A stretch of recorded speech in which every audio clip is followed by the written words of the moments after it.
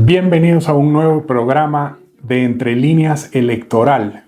Ya a puertas de unos nuevos comicios electorales, la segunda vuelta presidencial, tengo el gusto de recibir en el set de grabación de Entre Líneas a Juan Javier Dávalos Benítez. Juan Javier es máster en gestión pública, es licenciado en sociología con una subespecialización en estudios latinoamericanos y relaciones internacionales.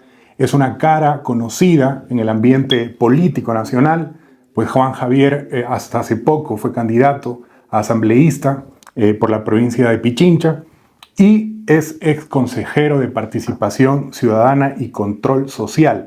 También se ha desempeñado como secretario y asesor en el Consejo Provincial de Pichincha y en el municipio de Quito respectivamente.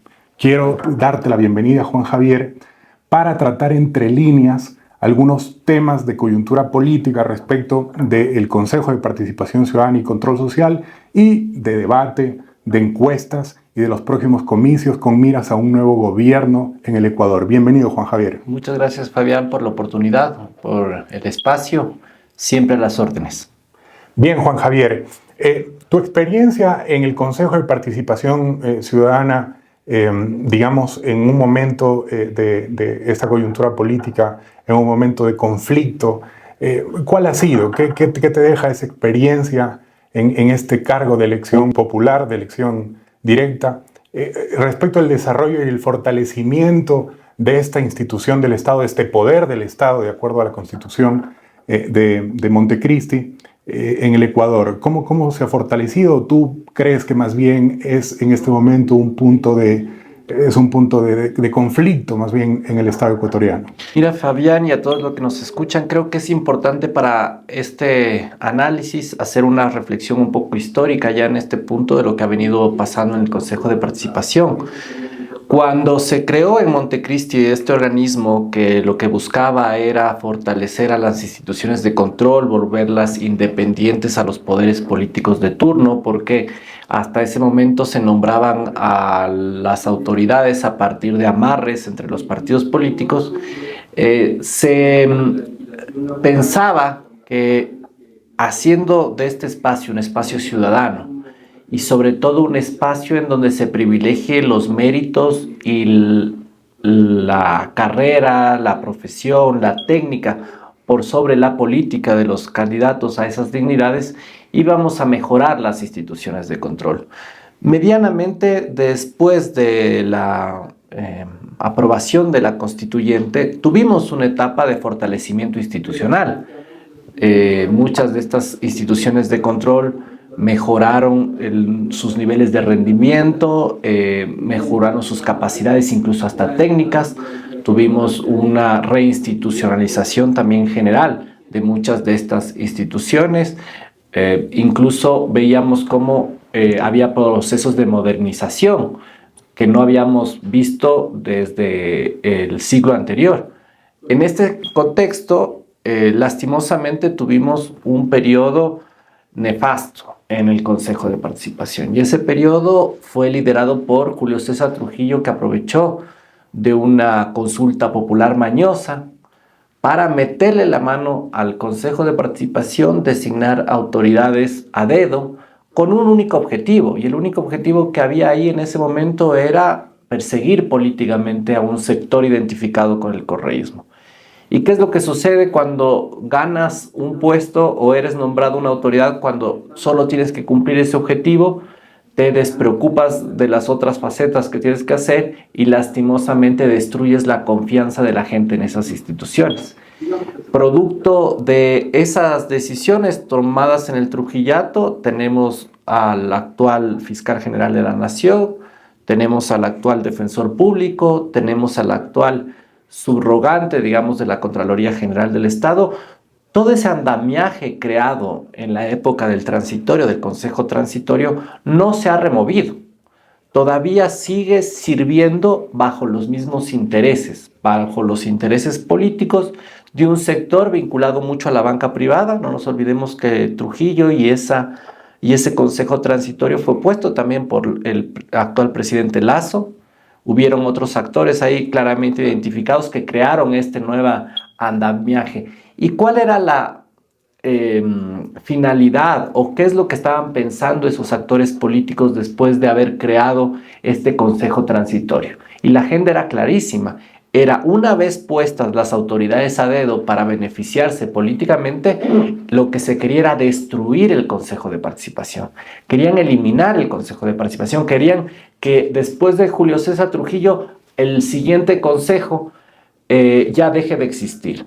Esa intención de que el consejo sea designado o elegido sus autoridades a través de votación popular era una excusa para también ganar la consulta popular, pero ellos ya sabían y en sus planes estaba que después del transitorio ellos iban a eliminar ese Consejo de Participación para volver a la vieja tradición de que sea la Asamblea Nacional, los partidos políticos los que sigan nombrando las autoridades. ¿Qué es lo que pasó? Que después del trabajo de Julio César Trujillo y el transitorio, no lograron eliminar el Consejo de Participación. Nosotros atravesamos, y para recordar, yo cuando fui consejero durante estos últimos 3 años, atravesé un proceso de enmienda constitucional que quisieron eliminar atribuciones del Consejo de Participación a través de una reforma en la Asamblea Nacional. Atravesamos un proceso de reforma constitucional también que se llevó por parte de la Asamblea Nacional por más de un año. En estos 2 procesos, en la reforma y en la enmienda, no se lograron los votos suficientes para eliminar el Consejo en un caso o para quitarnos atribuciones. Y finalmente, después de 4 años de desprestigio de gobiernos, desde Lenín Moreno hasta Guillermo Lasso, llegamos a una consulta popular con una campaña sistemática de los medios de comunicación de desprestigiar este organismo, porque ya le digo, la agenda, ya te digo, Fabián, la agenda era eliminar este organismo y para eso necesitabas desacreditarlo permanentemente. Y después de 4 años, yo creo que en la consulta popular última, en la que atravesamos todos los ecuatorianos en este febrero del 2023, en donde gana el no, yo creo que al final es una demostración de que los ecuatorianos se dieron cuenta que atrás de esto también había una agenda de intereses, como se ha venido manejando el Consejo de Participación y como se lo manejó en el Consejo Transitorio. Y eso debería ser suficiente para recuperar la institucionalidad perdida. Esa consulta popular debería ser suficiente para recuperar el Consejo de Participación, para recuperar la fortaleza de la participación ciudadana en la lucha contra la corrupción y sobre todo para volverle a dar independencia a los organismos de control. Es decir, salir de esa etapa oscura de 7 años de persecución en donde han destruido la confianza de las instituciones y que han hecho de ellas simplemente bastiones de la derecha, para pasar a una etapa en donde realmente tú tengas una Contraloría, una Fiscalía que persigan delitos y no persigan personas. Es decir, un consejo en transición que se esmeró por cooptar, los poderes institucionales, los poderes del Estado, o trabajar bajo una agenda para extinguirlo al Consejo de Participación. En todo caso, Juan Javier, retomando el tema del que hablaste, el proceso de institucionalización que hubo al comienzo de la Constitución de Montecristi, la pregunta sería, es decir, en la actualidad, luego de la participación de Julio César Trujillo, que era un personaje claramente vinculado a determinados grupos de poder político, luego la actual conformación del Consejo, creo que también vinculada claramente a un grupo político afín a ti. ¿Qué hacer respecto de figuras políticas vinculadas y más bien retornar al origen, o por lo menos a la voluntad, a la intención del constituyente, del legislador constituyente, para que esto esté ajeno al poder político, para que no estén necesariamente ahí figuras o no tengan que participar figuras vinculándose a partidos políticos? Porque esa no creo que fue la intención de Montecristi, ¿no?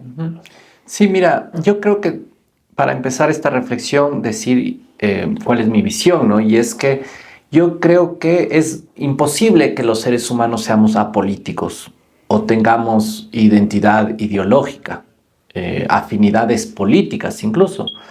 Eso no implica que uno puede compartir ciertos ideales, cierta agenda programática, y otra es que te debas o respondas a las directrices de un partido político.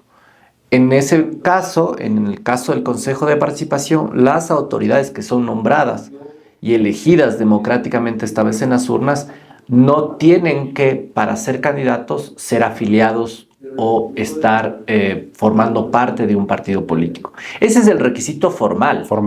Más allá de eso, que tú le pidas a los actores de una institución tan importante como el Consejo que no sean cercanos a uno o a otro, creo que es, digamos, no solo innecesario, sino contraproducente para la democracia incluso del país. Yo soy más bien proclive, o más bien me voy hacia una visión más de transparencia sobre esos intereses.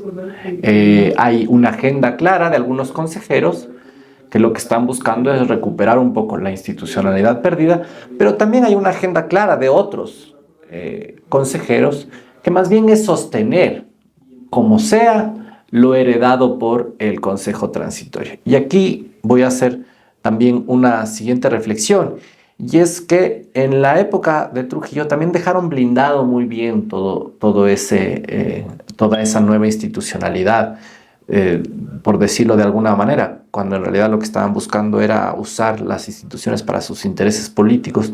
Pero lo que buscaron es blindar mucho eso y lo hicieron a través de la Corte Constitucional. Una Corte Constitucional que nunca debería haber sido removida, porque eso incluso no fue parte de la consulta popular del 2017. Una vez removido y puestos a dedo a los jueces de la Corte Constitucional, y Fabián, no nos olvidemos aquí que la Corte Constitucional es el máximo organismo de derecho de este país. La Corte Constitucional no tienen incluso vigilancia política por parte de la Asamblea Nacional. A un juez de la Corte Constitucional no lo puedes destituir. Así es. De ninguna forma, a menos que los mismos jueces decidan por mayoría remover a alguno de ellos. Es el poder más importante de un Estado constitucional de derechos. Cuando esos jueces responden a una agenda política, y yo lastimosamente siempre fui de las personas que le tenían un poco de esperanza a esa institución, a ese organismo, sobre todo por la importancia que tiene para el rol institucional y democrático de este país. Pero sin embargo, cuando a mí me destituyen, por las razones por las que me destituyen, me doy cuenta y se afirma completamente que es lastimosamente un órgano más político que toma decisiones políticas para favorecer los intereses a los que ellos se deben. Perdón la interrupción, Juan Javier.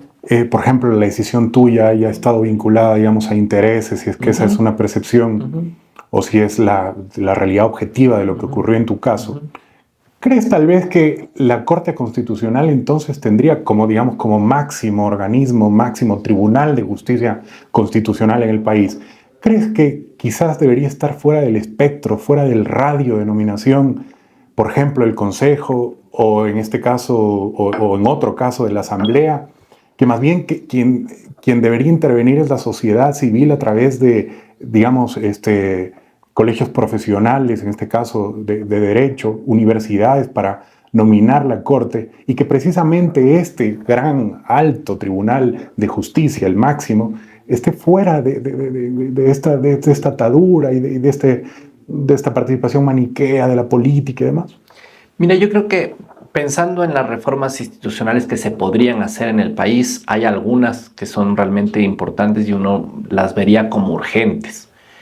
Lastimosamente yo no estoy a favor de muchas de esas reformas porque implicaría pasar por una Asamblea Nacional Constituyente. Proceso que, como bien dice su palabra, implica una constitución, o sea, un reinicio, un estado en donde entre todos nos pongamos a pensar en un nuevo país. Y yo creo que la constitución que tenemos es bastante buena. Sí. Que han pasado incluso pocos años para fortalecer la misma constitución y para fortalecer las instituciones. Yo no creo, al igual que muchos otros compañeros, políticamente hablando, digamos, que se debería avanzar hacia un proceso constituyente, de asamblea constituyente, porque pondríamos en riesgo las conquistas sociales de muchos años de lucha de muchos sectores. Yo lo que sí creo es que hay como hacer reformas parciales, y en esas reformas parciales hay que pensarlos entre todos los perjudicados, todos los expertos, todos los involucrados de alguna u otra forma en este diseño institucional.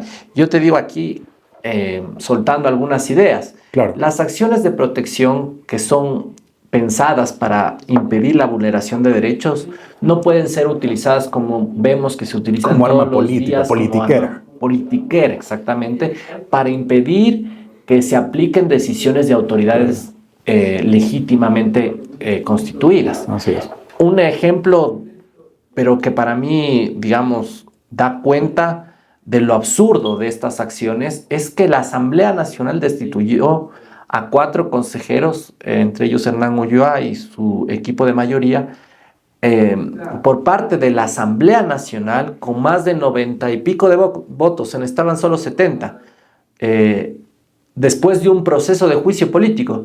Y un juez, no recuerdo ahora exactamente de dónde, creo que era de Durán, no estoy seguro, pero un juez cantonal de primera instancia decide impedir la ejecución de esa decisión política por parte de un órgano competente. ¿Cómo una persona puede influenciar en cambiar la vida y la historia de este país a partir de una acción de protección, después de un proceso que duró meses, tanto para todos los involucrados? Yo también fui parte de ese juicio político, pero fue un proceso que llevó meses la Asamblea Nacional. Ahí no estuvieron involucrados solo un partido político, sino fueron 137 asambleístas elegidos democráticamente. Después de un año llegaron a la votación y al día siguiente un juez con una acción de protección impide que se ejecute esa decisión legítima. Que claramente se muestra la intención que habría. Es decir, ante la opinión pública no pueden existir, digamos, este tipo de engaños. Entonces, una reforma importante que hay que hacer en este país es ver la forma. Yo no soy abogado, tú me has presentado bien, Fabián, yo soy sociólogo, podré tener otras habilidades, digamos, pero entre los abogados deberíamos, entre los expertos y entre los actores políticos, deberíamos ponernos de acuerdo en para recuperar el fin verdadero de las acciones de protección, y es que se impidan la vulneración de los derechos y no sea un arma política que además, como empezó a surtir efecto desde hace un par de años, ahora a nadie más se le ocurre otra brillante idea que interponer una acción de protección. Ya, o sea, ahora, si eres político, la idea brillante es: yo te pongo una acción de protección y se va a hacer lo que yo quiero que se haga, ¿no? Lo que hizo, por ejemplo, la expresidenta de la Asamblea, Guadalupe Llori, es otro ejemplo, ¿no? Sí. O sea, acciones de protección que no defiendan al ciudadano, sino son armas de persecución o armas de freno político. Y lastimosamente estas acciones de protección se están utilizando ya también para manosear y destruir el concurso del Contralor General del Estado. Estamos viéndolo, pusieron hace 15 días una, hoy otra, y entorpecen el correcto funcionamiento de las instituciones. Eso se tiene que acabar. Esto te digo como un ejemplo de los varios reformas que se pueden hacer a la Constitución para mejorar un poco el día a día, tanto de las personas de a pie como también de las instituciones. Tratando de abarcar esto que nosotros hemos mencionado, que es recuperar la intención legislativa constituyente para el fondo y la forma para la que fue creado el Consejo de Participación Ciudadana y Control Social. Ahora, te hago una pregunta, Juan Javier. Entonces, ¿qué más allá del maniqueísmo, de la negociación por debajo de la mesa, que sabemos que existe? Pero la pregunta, Juan Javier, sería, si nada de esto existiera, ¿no?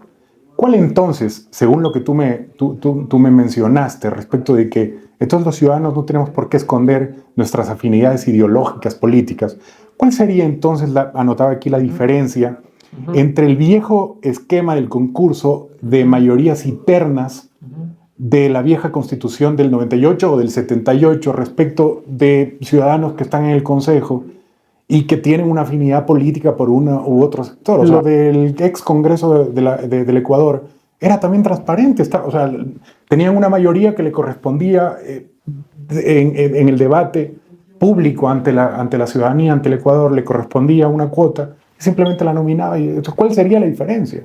Mira, yo creo en una agenda en donde se privilegie la transparencia y sobre todo los méritos y la oposición de los candidatos para llegar a ciertos cargos. Y esto te lo digo incluso ¿por qué? Porque cuando uno llega a ocupar un lugar tan importante como la Fiscalía General del Estado o la Contraloría General de la Nación, tú no puedes llegar a ese lugar a ser Contralor General o a ser Fiscal General sin saber que tú por tus capacidades, por tus competencias, por tu esfuerzo, por tu trayectoria de vida, ¿no? Tuviste la oportunidad y lograste llegar a ese espacio a partir de un concurso de oposición y méritos, ¿sí? Cuando tú llegas a ese lugar no debiéndole favores a nadie, cuando llegues a ese lugar después de una historia de vida impecable, una trayectoria profesional y académica impecable, uno y los ciudadanos en general podrán estar de acuerdo en su mayoría conmigo que pensamos y pensaremos que esa autoridad, primero, no es que le va a deber a un favor a un partido político que le puso o lo dejó de poner. Esa autoridad va a estar más bien orgullosa de haber llegado a ese espacio después de haber atravesado un concurso en donde él se legitima como ser el mejor de todos sus postulantes. Y dos, ha demostrado las suficientes capacidades en ese concurso para entender y saber que cuando llegue lo va a hacer de la mejor manera posible. Cuando entendemos que esa es la agenda para recuperar las instituciones de control, no te tienes que poner de acuerdo con absolutamente nadie para decidir entre A, B, C o D. La pelea tiene que ser por un reglamento transparente, realmente justo, que privilegie los méritos, que privilegie la trayectoria académica, la trayectoria profesional y que asegure que el que haya cumplido con toda esta trayectoria y el mejor de todos los postulantes llegue a ocupar esos cargos. Y mira, y eso no es difícil de hacerlo cuando estás convencido que ese es el objetivo. En nuestro momento, incluso entre actores políticos que en teoría representábamos a diferentes agendas o diferentes posiciones políticas. Sofía Almeida estaba identificada con el socialcristianismo. David Rosero estaba incluso identificado con el movimiento popular democrático. Yo en otra tienda política, la Revolución Ciudadana.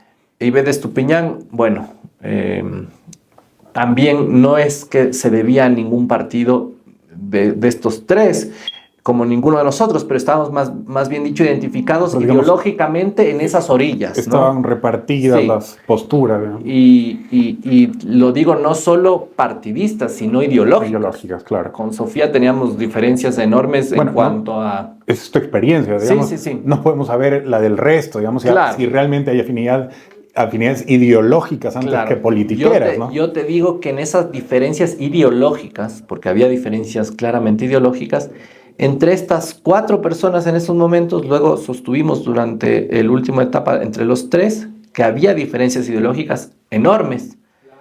Sostuvimos un reglamento que privilegiaba los méritos, porque entre todos nos dimos cuenta que lo mejor no era negociar el candidato, no era negociar quién iba a ser contralor o fiscal, etcétera, etcétera, sino negociar unas reglas del juego que permita que gane el mejor. Y con eso estábamos todos seguros de que íbamos a recuperar la institucionalidad perdida y sobre todo devolverle un poco la confianza de la gente en estas instituciones. Lastimosamente eso se truncó por parte de un gobierno como el de Guillermo Lasso que, como hemos visto todos los ecuatorianos, no ha construido nada, no ha aportado nada, se ha dedicado a destruir. La inercia completa. Exacto. Y la incompetencia. Esa destrucción le ha permitido también sostener a sus fichas. Es un gobierno que inmoviliza, pero inmoviliza porque no le gusta que se solucione nada en este país. El gobierno vive muy contento con las instituciones heredadas desde el Trujillato. Quisiéramos definitivamente los ciudadanos tener esa confianza en las instituciones democráticas del Estado y sin embargo esto no ocurre. De todas maneras, yo anoto esto de alguna vez el presidente Rafael Correa se empeñaba en decir más participación de los jóvenes en la agenda pública, en el diseño de políticas públicas, más participación de ellos.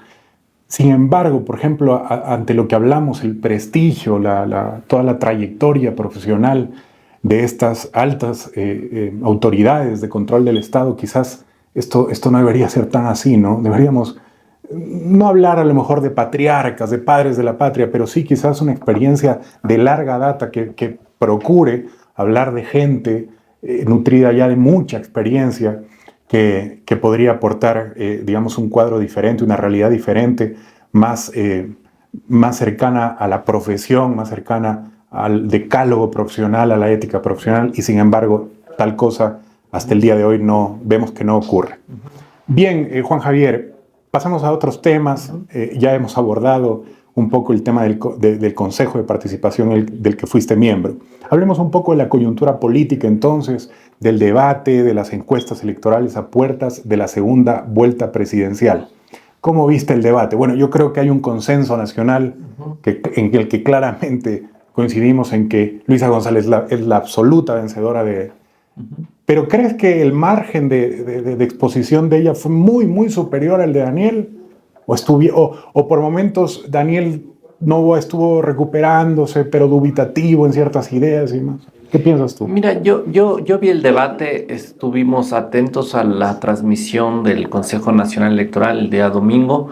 Obviamente se evidenció lo que tú dices, Fabián. Un candidato con muchas dudas sobre su plan de gobierno, un candidato como Daniel Noboa que no supo llegar y conectar con la ciudadanía, y una candidata, Luisa González, que se demostró mucho más aplomada, mucho más segura, solvente, con ideas incluso que llegaron a ser precisas sobre algunos temas. Pero también hay un consenso, ¿no? Pero totalmente diferente a la imagen que mostró en el primer debate, ¿no? Sí, yo creo que es otra candidata. Los momentos son diferentes también, y me parece que Luisa está leyendo muy bien la coyuntura actual y los momentos. Y creo que también leyó muy bien a quién se enfrentaba. Y lastimosamente Daniel Noboa no es que sea un nuevo candidato de la política. Daniel Noboa representa los intereses de la derecha empresarial, una derecha tal vez distinta, como él quiere desmarcarse de la banquera, de la plutocrática, este término histórico en el país, ¿no? Él dice, soy de la derecha pero empresarial, y eso es muy distinto a ser banquero. Mira, y aquí yo quiero hacer una diferenciación. Digamos, cuando tú eres empresario, le estás haciendo un bien a la sociedad. Estás generando trabajo, estás generando riqueza, estás haciendo o dedicando tu esfuerzo para mejorar las condiciones de vida de tu entorno más cercano.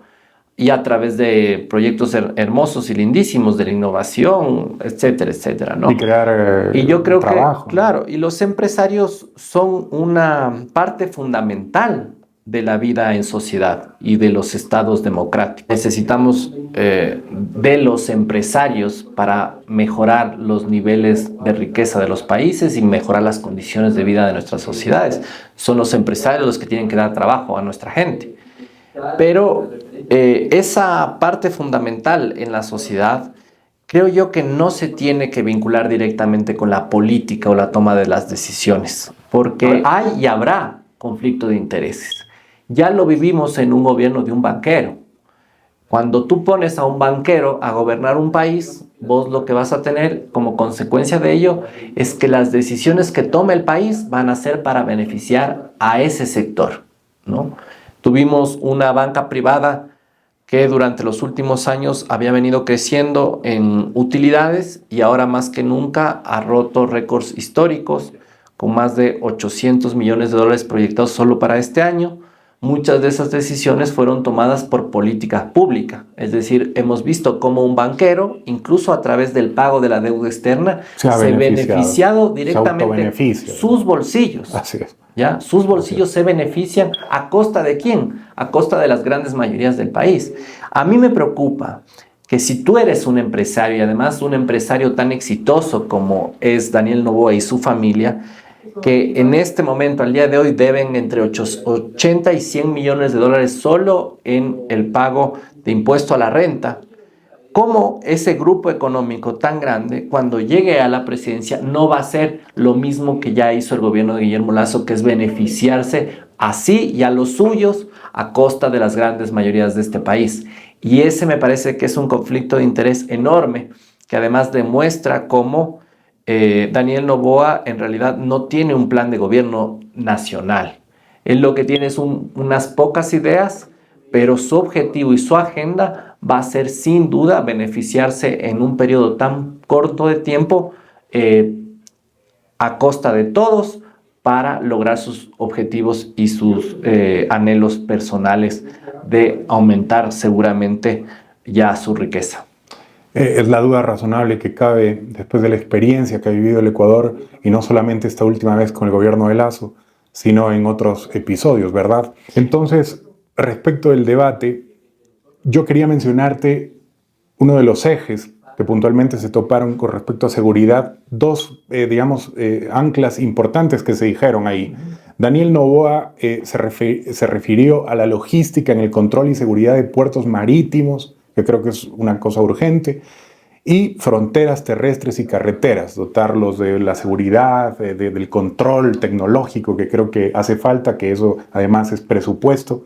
Y Luisa González también habló de una cosa, un punto muy importante para topar nada más uno de los ejes. Nos extenderíamos demasiado a topar todos, pero este que es crucial. Luisa González te decía, topó el tema de inversión en el sistema preventivo ECU 911, fortalecer este sistema, ¿no? Telecomunicaciones e infraestructura a la policía, y una cosa muy álgida, muy digamos, delicada, muy difícil en el Ecuador.